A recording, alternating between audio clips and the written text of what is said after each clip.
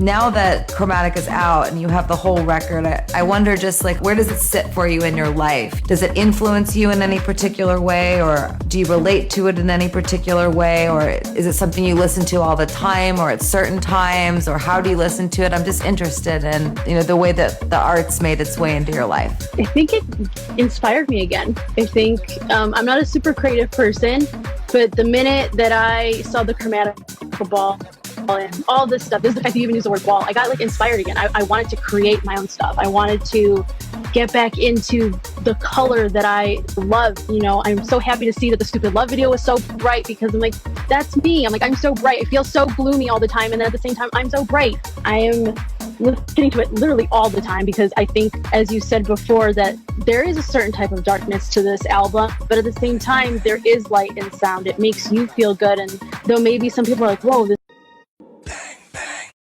this is really dark. I get it, because you can be feeling a certain kind of way inside and then pushing something out, some type of other energy out to other people that is positive.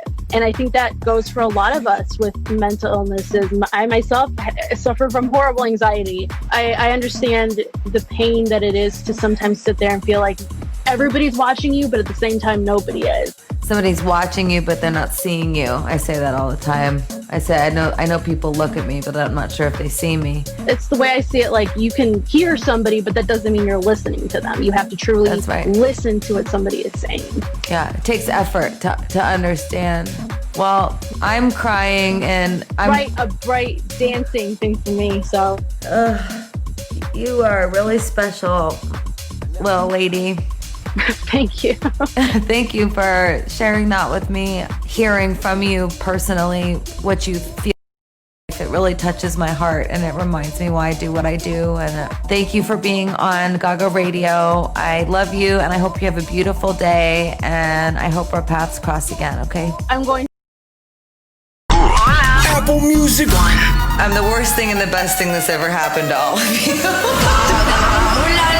We all know I love a good Vogue. It's not a surprise. This is Gaga Radio. On Apple Music 1. Hello, everyone, and welcome to the fourth and final episode of Gaga Radio on Apple Music. I can't believe this is it. I've had so much fun bringing this show to everyone over the past month, and the last episode I wanted to do something for the fans who helped make Chromatica what it is. I also have one last guest who was a huge part in shaping the sound of Chromatica. My friend and producer Chami will call in a bit later. Chami is the brilliant mind behind the music of the final episode of Gaga Radio. So let's go. You know what most people don't know that I didn't know for a really long time? You produced Applause. I co-produced it. Yes, you did. It. But I didn't know about this for a long time, meaning that a track was played for me and I lost my shit over it. And I wrote Applause, and I remember that the single for Art Pop was supposed to be Sex Dreams. Yeah. And then I wrote Applause, and I was like, no, this is the song. And it's one of my favorite songs I've ever written. Every time I play it, the crowd goes crazy. And I don't know how many people know that was you, but now you're back in my life again. But we worked, more closely this time. Me and Burns and Blood Pop, we talked a lot about how this process of making music was so egoless, such an open, artistic, collective, creative space where it challenged me. You know what So what was your favorite song you worked on? I like Thousand Doves. I think that's the one that wins my heart. Yeah, it's so funny. I was just talking to Elton, and he said the same thing. He loves 1,000 Doves. It's a great song. He didn't produce it, but gosh, that song is. You made it so happy, Chami. I have to say thank you to you. You made it so happy. I wrote that song at the piano. I was crying. I need you to listen to me. Please believe me. I'm completely lonely. Please don't judge me. When your tears are falling, I'll catch them as they fall. I need you to listen to me. Please don't leave me. I'm not perfect yet, but I'll keep trying. When your tears are falling, I'll catch them as they fall. Because inside we are really made the same.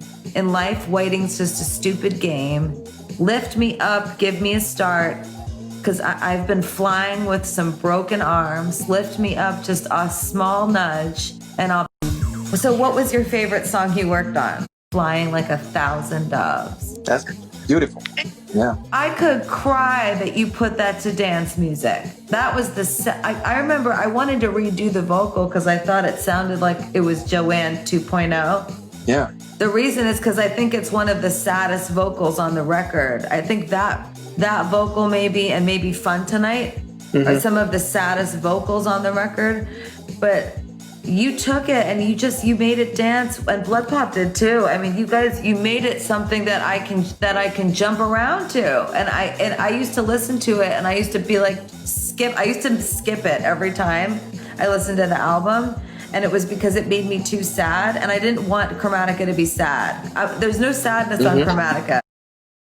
Hello? Hi, Tim. This is Lady Gaga, and you are on Gaga Radio. How are you? That's awesome. Hi, how are you today? I'm good, thank you. I heard you're a soccer coach. I am.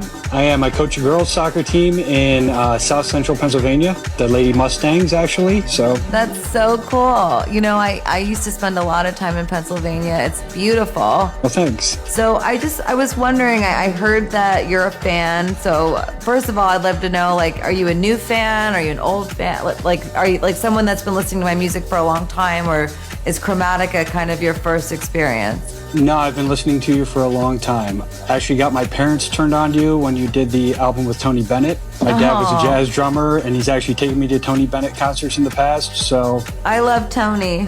Nobody better, I tell you. Him and Elton, incredible. Yeah, I enjoyed the track you did with him on the new album. That was phenomenal. Thank you so much. Thank you. Yeah, Sign from Above. What's your favorite song on the album? Honestly, my favorite song is Fun Tonight. That's the one I'm probably going to, have the girls put on the mix list for a warm-up before soccer games, because they're just a totally fun bunch. They dance all the time during warm-ups. They always have a positive attitude. They're always cheerful. So you feel like, because I find this interesting because, I wrote Fun Tonight, so I'm going like, I know what that song is about, and that song is actually about not having fun at all, and tons of people around you having a good time, and you feeling like you're not pulling your weight. So how does that translate to you in the way that it does, where it sounds like it's like the Champion warm-up? Like, how did it translate into that? Well, basically, when I started listening to it, I was like, really, the beat was the main thing. First of all, I'm a big... Soccer's like... itself is just one big dance. It's 22 people on the field basically dancing around a ball. Yeah, Sign from... So, I try to incorporate beats, and I try to incorporate songs into warm-ups and our workouts and everything. The lyrics just moved me, the way that they, hit the right chord with me. A lot of my kids on my team, especially with the COVID crisis going on, I try to reach out to them. We do Zoom meetings once a week since I'm not allowed to meet with them in person, and I'm really concerned about their mental health. So I try to, incorporate that. So some of them may be feeling that way. Some of them may have that everyone else is having fun, but as part of being a team, you try to get everybody, they need to pick each other up. They need to motivate each other. Wow, that's really beautiful. They should know that, what I say in that song, which is me kind of spiraling with a lot of shame for my inability to have fun, right? When there were people around. What I will say is that when we do come back together as a team, as a global community, or as a soccer team, the amount of gratitude that everyone is going to feel for having each other in their lives is immense. Because what I got out of writing Chromatica, and when I put it out, was I finally said, like, okay, I can let go of all the old stories that I tell myself that make me feel so paralyzed and like there's something wrong with me. And that now I can move forward in my life, and I can feel super grateful for my ability to have fun and love my friends. And if I'm not having fun, I can kind of go, it's okay, like, this about yourself, you get down sometimes. So I would just say to all of them, like, I hope that the tremendous power and the value that you have as a team and the love between each other. You know, it's a really strange experience, you know, when you're famous. For myself, uniquely, like, I have a very particular relationship with the world, and there's one where, you know, I go to the grocery store and someone just wants a photo of me or with me, or says that they loved my work in something, but my relationship with my fans is something that's very different, meaning my fans, the kids that stand outside my shows, stand outside my house, that I see, you know, when you guys talk to me one-on-one and tell me what this album means to you, that visceral connection that we have is something that, you know, not being on tour right now, I know is something I'm not getting to, you know, experience with you, but I want to tell you that I love you and that I miss you, and that I go on social media to see what you guys are saying, to get some idea of what you think about the record, but I have to say there's nothing like when I get to talk with you one-on-one. You know, it's a really strange one-on-one.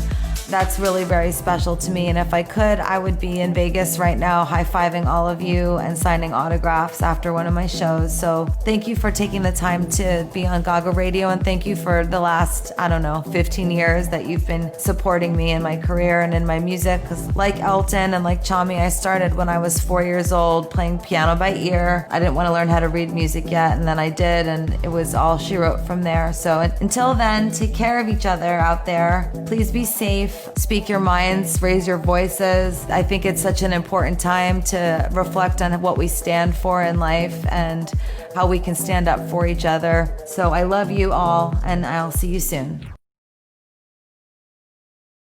One-on-one. That's really very special to me, and if I could, I would be in Vegas right now high-fiving